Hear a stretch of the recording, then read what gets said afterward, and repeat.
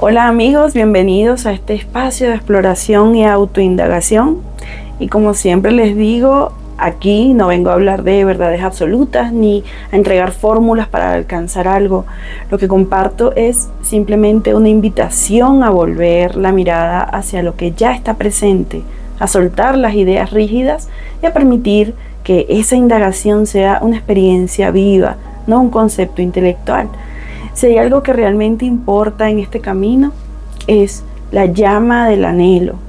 No como una búsqueda desesperada de algo que está fuera de uno, sino como ese impulso natural que nos lleva a cuestionar, a ver más allá de lo aparente y a permanecer abiertos a lo que es, sin esperar conclusiones definitivas. Entonces, las preguntas que exploraremos hoy han sido tomadas, como ustedes saben, de sus comentarios, los comentarios que ustedes han dejado aquí en el canal. Y bueno, no pretendo dar respuestas cerradas, sino ofrecer una perspectiva desde mi experiencia y desde la filosofía o tradición Advaita Vedanta, apoyándome en ejemplos que puedan hacer más clara la comprensión. Al final, lo importante no es quedarse con lo que aquí se dice, sino verlo por uno mismo. Así que quiero comenzar este espacio a modo de introducción con el comentario más reciente en uno de los videos cortos que suelo dejar a veces. Trato de hacerlo todos los días, pero hay días pues que es imposible. Entonces uno de estos comentarios recientes dice así: alerta, posible domadora. El ser humano es muy manipulable. Y lo mejor que uno puede mostrarle es ver la realidad más física que le ayudará a vivir mejor. Luego de eso viene lo otro, más metafísico, pero no al revés. Y bueno, este comentario lo vi en ese momento como la oportunidad perfecta para compartirlo aquí y recordar algo que siempre digo y lo que dije anteriormente: yo no tengo la verdad absoluta. Nadie la tiene, no está en los libros, no está en los videos, no está en un ente particular. La verdad simplemente es. Mi intención no es debatir ni justificarme ante cada comentario que dejan, ante cada comentario que leo. Para mí lo importante por ejemplo, en este caso, es aprovechar estas interacciones para reflexionar juntos. La verdad siempre está disponible para todos, para cada uno, pero cada quien es responsable de evidenciarla por sí mismo. Sobre la idea de que primero hay que ver la realidad física y luego la metafísica. Aquí debo decir que algo que también he dicho bastante es que no hay un solo camino universal, no hay un manual que dicte ese orden de que viene primero, que viene después. No hay una regla fija, no hay una fórmula en la que cada persona debe despertar. Cada uno debe despertar a su propia comprensión desde su propia experiencia. Para algunos va a bastar con que entiendan el plano físico, entiendan la realidad física. Para otros eso no es suficiente y necesitan ir más allá. Entonces cada camino es único y lo importante es que cada quien descubra lo que resuena con su propia experiencia. Y aquí reitero, mi labor es simplemente compartir, divulgar, no imponer. Si lo que digo sirve en algún momento como una guía para alguien, pues maravilloso. Y si no, no pasa nada. Y aquí entonces voy a referirme a esta idea que dejó este amigo de ser una domadora. Si hay algo que yo a lo largo de mi vida he respetado profundamente, es la libertad del ser humano. No creo en controlar, no creo en manipular o en someter a alguien bajo una idea, una doctrina o una creencia. Yo confío plenamente en la capacidad de cada persona para discernir, para cuestionar. Esa es mi invitación, a no dejarse domar, ni por mí ni por nadie, ni siquiera por aquello que alguna vez puedan haber creído que era la verdad. Cada quien es dueño de su propio camino. La verdadera comprensión no viene de seguir a alguien, sino de la indagación honesta y directa en uno mismo. Y eso es algo que nadie puede hacer por ti. Dicho esto, ahora sí, comencemos. La primera pregunta dice así: hola Ananda, me gusta mucho ver tus videos. Tengo una pregunta sobre la trascendencia del ego. Un maestro, Samael, dice que el ego sí hay que eliminarlo porque si no, más adelante nos vuelve a atrapar en una existencia próxima. Él dice que existen personas que hace mucho tiempo se liberaron, es decir, alcanzaron el cuarto estado de conciencia, pero como no eliminaron el ego, este los volvió a atrapar y hoy en día son personas común y corrientes sin ninguna iluminación, debido a que no tuvieron en cuenta la eliminación del ego. Mi pregunta es, si yo me ilumino, es decir, alcanzo el cuarto estado de conciencia, ¿tengo también que eliminar el ego para que éste no me vuelva a atrapar más adelante? ¿O con solo iluminarme es suficiente y ya no tengo que preocuparme por nada más? Desde otro ángulo, la pregunta podría ser, ¿qué le sucede al ego con todos sus venenos de la persona que se ilumina? Por ejemplo, un humillador está acostumbrado a humillar a los demás, pero este humillador se libera. Ahora, ¿qué va a hacer este humillador con esa costumbre, ya que se ha liberado, pero esa costumbre o esa energía sigue existiendo? ¿Qué le sucede a esa costumbre que tenía? Gracias por tu respuesta. Pues bien, esta pregunta me captó mi atención enseguida porque es referente a la doctrina gnóstica del maestro Samael Aumber, al cual pues estudié a profundidad muchos años de mi vida, durante muchos años de mi vida, desde mis primeros años de vida. Esta pregunta, además de tener esa carga, vamos a decirle, emocional en mí, ¿no? También me parece muy profunda y muy interesante. Y antes de responder, quiero reconocer el contexto del que viene, ¿no? Yo entiendo que la enseñanza del maestro Samael Aumber enfatiza mucho la eliminación del ego como una tarea fundamental en el camino de la autorrealización. Y sé que esta enseñanza tiene un peso importantísimo en quienes la siguen con sinceridad, porque yo estuve allí. También sé que hay caminos que presentan perspectivas distintas sobre la naturaleza del ego y su relación con la iluminación. Si vas a ver doctrinas, tradiciones, filosofías, algunos te van a decir si es necesario eliminarlo, no es necesario eliminarlo. Entonces yo voy a tratar de responder hablándote desde mi experiencia y con el conocimiento de lo que hablamos acá, que es desde la perspectiva de Advaita Vedanta. La pregunta sobre si el ego debe ser eliminado parte desde una premisa que puede ser revisada más profundamente. Cuando se habla de eliminar el ego, parece que estuviéramos hablando de una entidad real, el ego, de algo que tiene sustancia, de algo que debe ser destruido para alcanzar la liberación. A eso es que nos referimos, ¿no? Pero en el enfoque no dual de Advaita, el ego no es una cosa en sí misma, sino una actividad mental, un movimiento de identificación que surge en la conciencia. Entonces, ¿qué sucede o qué le sucede al ego cuando alguien despierta? Primeramente, esta pregunta sería menos complicada de responder si hemos tenido la experiencia, ¿no? Sería mucho menos complicado, más fácil. Entonces, voy a tratar de responderlo así. El despertar. ¿Qué es el despertar? El despertar es simplemente el reconocimiento del ser. Eso es el despertar. No es un evento que elimina algo en el sentido de erradicarlo, sino que deshace la confusión.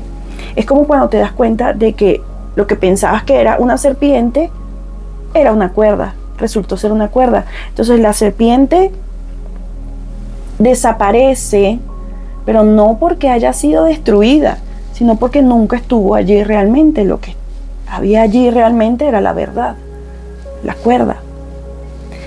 Entonces, el ego, entendido como identificación con la personalidad, con las tendencias condicionadas, podría, en casos sí, en casos no, es muy relativo a cada persona, pero podría seguir manifestándose esas tendencias del ego después del despertar.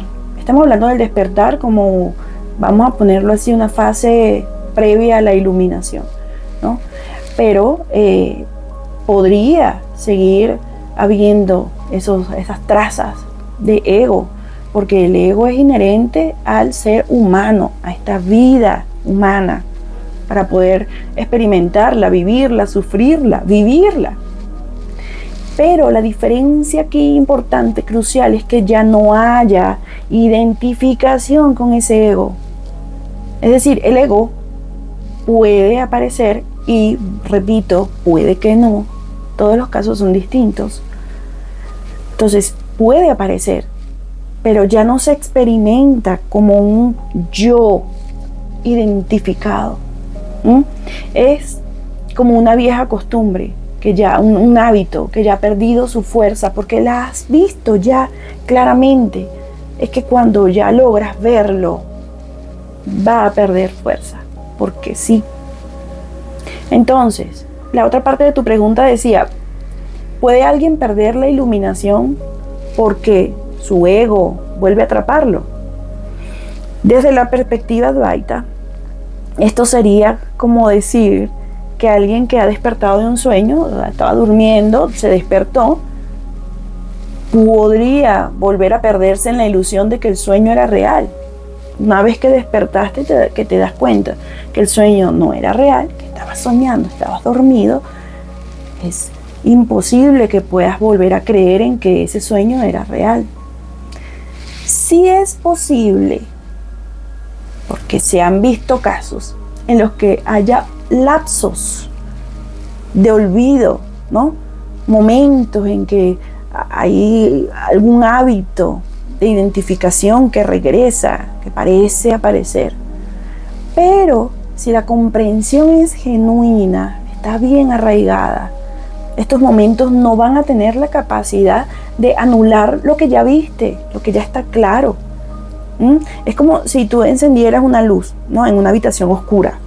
Mira, aunque parpadees por un momento, por un milisegundo, la luz va a seguir allí. Entonces, en el caso que menciona de personas que supuestamente, y digo supuestamente con toda la responsabilidad del mundo, personas que supuestamente se liberaron o se iluminaron, pero luego perdieron su iluminación, yo podría decir que quizá la comprensión no fue completa o no fue estable. De este tema hablé en un video pasado, te lo voy a dejar por aquí, creo que aparece por aquí, sobre la iluminación, el despertar, la iluminación, salir de la confusión. Y esto también sucede. Tienes vislumbres, visos de la realidad. Ese mismo ego nos hace creer que hemos conseguido la liberación total, pero quizás no ha sido completa, no es estable. Y aquí recordar que esa iluminación, esa verdad siempre está. Lo único que falta es evidenciarlo, que se haga claro, ¿no? Pues a eso me refiero cuando digo que esa comprensión no ha sido completa, no es estable, pero esa verdad, lo real, la conciencia absoluta siempre está. Entonces, a veces lo que se experimenta es un estado alterado de conciencia. Y esto de hecho puede suceder por medio de la meditación, por medio de sustancias alucinógenas, recreativas o no. Estos estados alterados de conciencia pueden generar, vamos a llamarlo, una especie de samadhi temporal. Pero si la comprensión no está completamente asentada, ese viejo condicionamiento, ese viejo hábito puede reaparecer con mayor o menor fuerza. ¿Y qué pasa con los hábitos y tendencias que son negativas, porque aquí vamos a referirnos a tu ejemplo del humillador. Esto es una tendencia, un hábito negativo, ¿no? Cuando alguien despierta, vamos a poner a este amigo humillador que despierta la tendencia a humillar a otros. Es posible que esa tendencia pueda seguir presente en su estructura mental, pero cuando ya deja de identificarse con ella, cuando ya lo ha visto claramente, esa tendencia se va a ir debilitando y eventualmente se extingue. Es decir, la energía de esos patrones se disuelve naturalmente cuando deja de recibir la energía de la identificación personal. Para alguien que realmente ha despertado, es que no tiene sentido seguir dañando a otros, porque la separación ya ha sido vista como una ilusión. Entonces, ¿a quién estaría humillando si todo lo que ve es el mismo ser en todas partes? Pero si alguna vieja reacción aparece, que es posible, es vista con claridad y no refuerza la idea de un yo que la posee. Entonces, desde la Advaita Vedanta, la cuestión, y es a lo que me he referido últimamente cuando hablamos del ego, no se trata de eliminarlo como si fuera un enemigo externo. Se trata de trascenderlo en todo caso, ¿no? De reconocer que el ego nunca fue una entidad real. De hecho, en textos, otros maestros, algunos maestros te dirán, el ego no existe. Es solo un movimiento de identificación. Entonces, cuando la comprensión, esa comprensión es profunda, es estable, el ego deja de ser un problema porque no hay nadie que pueda poseerlo. Esto no significa que la purificación de los condicionamientos no tenga valor. Y también lo he reiterado en otras ocasiones. Hay que mirarlo, hay que observarlo, hay que verlos con honestidad brutal y hacerse cargo. Tanto así que si toca ir con un profesional que pueda ayudarnos a purificar esos condicionamientos, esos hábitos, pues muchísimo mejor. En la práctica, muchas tradiciones, incluido Advaita Vedanta, reconocen que los viejos hábitos mentales pueden seguir operando en este cuerpo-mente, ¿no? Y por eso algunas disciplinas enfatizan la autoobservación, la atención, la purificación emocional.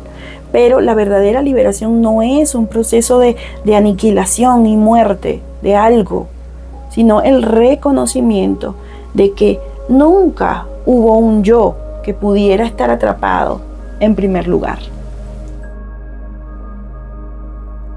Muy bien, continuamos y la segunda pregunta dice así. Hola, mi pregunta es respecto a las vidas pasadas y su relación con el tiempo, porque escuché que todo está pasando simultáneamente, pero en mi experiencia, ¿por qué solo soy consciente de una realidad? ¿Qué pasa cuando morimos, reencarnamos o cuál es el proceso que uno sigue? Gracias, saludos. Pues bien, esta pregunta toca un punto fascinante, ¿no? Que es la relación entre el tiempo, las vidas pasadas y la conciencia. Antes de responder, quiero invitarte a no quedarte solo con ideas, sino a investigar directamente en tu propia experiencia, porque cualquier concepto sobre el tiempo o la reencarnación o lo que sea sigue siendo una construcción mental hasta que se vea con claridad desde la conciencia misma. Entonces, una parte de la pregunta decía, ¿todo está pasando simultáneamente? Pues bien, desde la perspectiva de la no dualidad, el tiempo, y este para mí es un tema fascinante, en esta perspectiva Advaita, el tiempo no es una realidad absoluta, es una percepción dentro de la conciencia. El pasado, el presente, el futuro son categorías mentales que lo que hacen es organizar la experiencia, Pero si observas directamente, ¿dónde está el pasado en este momento? ¿Dónde está el futuro? Solo existen como pensamientos que aparecen ahora.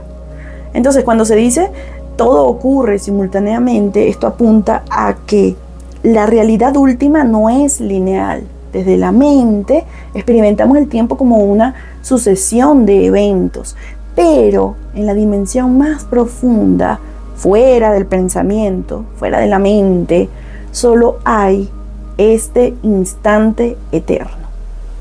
Piensa, no sé, en un sueño, cuando estás soñando. Hay un antes y un después dentro de la historia del sueño, pero cuando te despiertas, te das cuenta de que todo ocurrió en una sola conciencia, ¿no? En este caso en la tuya, pero sin un tiempo real separado. Y saltas, ¿no? De escena en escena, y de escenario en escenario, y de tiempo en tiempo. Entonces lo mismo podríamos decir de la vida. Entonces la otra parte de tu pregunta decía, ¿por qué solo soy consciente de una realidad en este momento? Porque, vamos a decirlo de esta forma, porque la conciencia se está experimentando a sí misma a través de este punto de vista particular, desde tu punto de vista particular, desde mi punto de vista particular, desde nuestro punto de vista. Pero esa misma conciencia podría experimentar otra línea de tiempo, vamos a decirlo así, ¿no?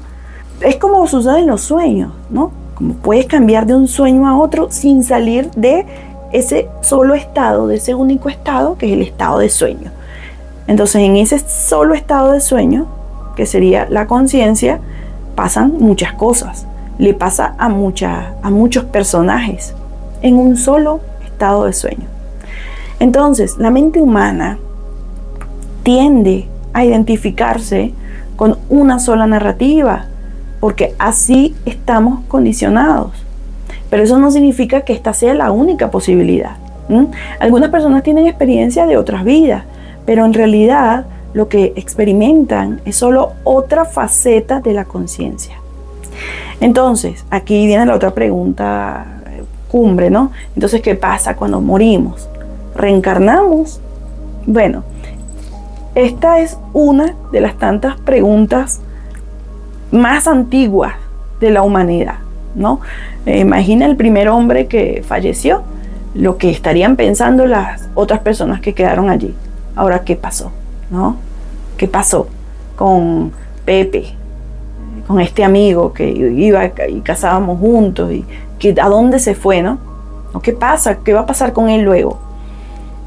Algunas tradiciones sostienen que hay una transmigración del alma, pero en Advaita Vedanta siempre se dice que no hay un yo individual que reencarne, sino que la conciencia misma se expresa de múltiples maneras. Entonces fíjate que no está contradiciendo, no está negando la posibilidad, sino que le da otro enfoque, ¿no? Le da la vuelta.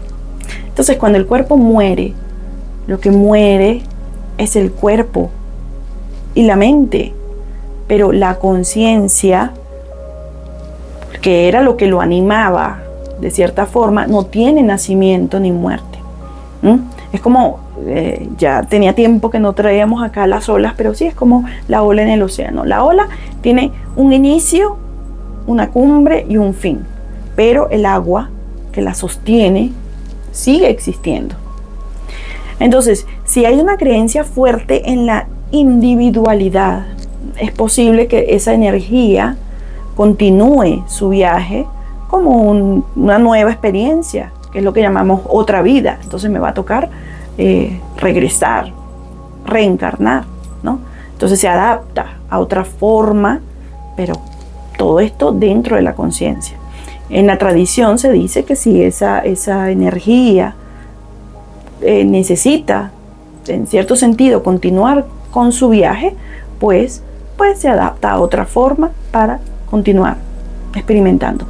Pero si la identificación con el yo ya ha sido trascendida, es decir, estas personas que ya despiertan y se iluminan, entonces ya es posible, o sea, se dice que ya no es necesario que vuelvan, ¿no?, a experimentar la vida humana. Esto es lo que dice la tradición, ¿no? Pero en lo más profundo de la filosofía o de la tradición Advaita Vedanta, la pregunta de la reencarnación como si perdiera sentido, porque ya hay más bien un reconocimiento de que nunca hubo un alguien separado que pudiera reencarnar. Entonces, más allá de los conceptos de reencarnación, de simultaneidad, lo más importante es preguntarte: ¿quién soy yo realmente? Antes de pensar en otras vidas, aquí investigar la naturaleza de lo que está aquí ahora. Porque si descubres lo que eres más allá del tiempo y del cuerpo, la pregunta sobre la muerte se resuelve por sí misma. Así que gracias por esta pregunta, porque nos lleva a cuestionar no solo lo que ocurre después de la muerte, sino también lo que realmente somos antes de la muerte. La tercera pregunta dice así: hola Ananda, me parece genial este video y la claridad con la que has tocado este tema cuántico.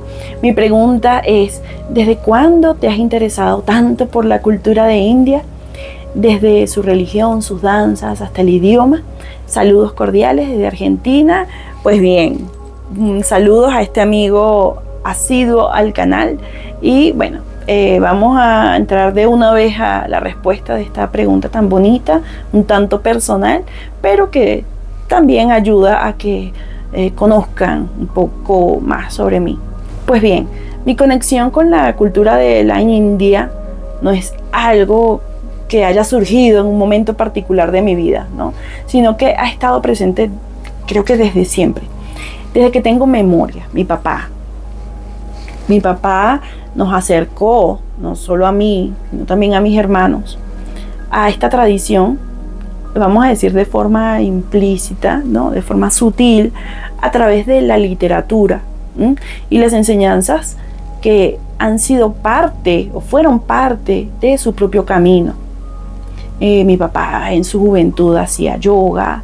Mi papá viene de una tradición muy arraigada, de tradición hinduista. En casa crecí escuchando y viendo en las bibliotecas, porque había muchas bibliotecas llenas de muchos libros, y si te ponías a hurgar, allí veías el Ramayana, el Bhagavad Gita. De hecho, había un ejemplar al cual le tenía mucho aprecio y bueno, se extravió, pero fue un ejemplar del Bhagavad Gita que le regaló mi abuela a mi padre, y bueno, ese ejemplar se perdió. Había libros de muchísimas tradiciones. De hecho, estaba el libro del Mormón, estaba el Corán, la Torá, los Upanishad, historias, epopeyas, ¿no?, que para mí, más allá de ser mitología, contienen una profundidad inmensa sobre la naturaleza de la existencia. Esto lo veo pues ya ahora, después de grande y después de haber estudiado esta tradición de India, la tradición clásica, que fue a lo que me dediqué, a los estudios pues ya más especializados.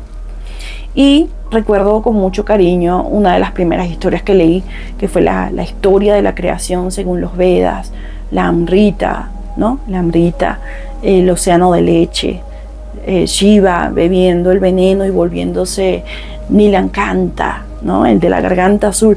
Todo esto lo leí estando muy pequeña, y todo esto ha sido parte de mi mundo desde la infancia, no como un conocimiento ajeno, sino ya para mí como algo natural, como si siempre hubiera estado ahí.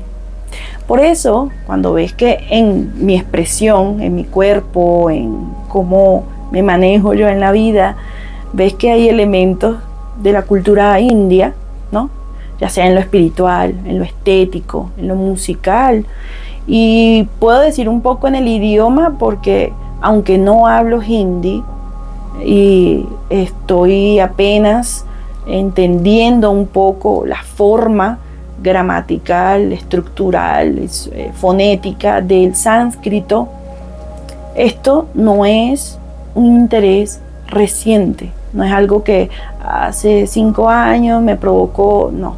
Esto es yo lo veo así, como una resonancia profunda que ha sido parte de mi camino desde el inicio, desde siempre. Entonces yo no lo vivo como algo separado de mí, sino como una forma orgánica, ¿no? De exploración y de vida. Y claro, más allá de lo cultural, ¿no? Lo que realmente a mí me ha atraído, me sigue atrayendo, es el núcleo de su sabiduría. Esa capacidad de señalar lo eterno, lo real, en medio de lo transitorio, de invitar a la autoindagación, de recordarnos que lo divino no es algo lejano, sino que es la esencia de lo que ya somos. Y bien, hoy hemos explorado temas profundos en este encuentro: la trascendencia del ego, su relación con la iluminación, la naturaleza del tiempo, las vidas pasadas, la conexión con la cultura de la India, ¿no? Desde una perspectiva más íntima, más vivencial. Entonces cada pregunta nos ha llevado a reflexionar desde distintos ángulos, pero siempre con la invitación a ir más allá de las palabras y de las teorías, hacia la propia exploración directa. Recordar acá que este espacio no es un lugar de respuestas absolutas, sino un punto de encuentro para cuestionar, para indagar, para permitir que cada quien descubra en su propia experiencia lo que es real. La invitación siempre es la misma: no te creas nada sin investigarlo por ti mismo. Si sientes que hay algo que resuena en ti, sigue explorando, sigue cuestionando. Si surgen nuevas dudas en el camino, puedes dejarlas en los comentarios aquí para seguir compartiendo en próximos encuentros. Así que gracias por estar aquí, por abrir este espacio conmigo y por caminar juntos en esta exploración sin caminos. Y recuerda, no le hagas mente.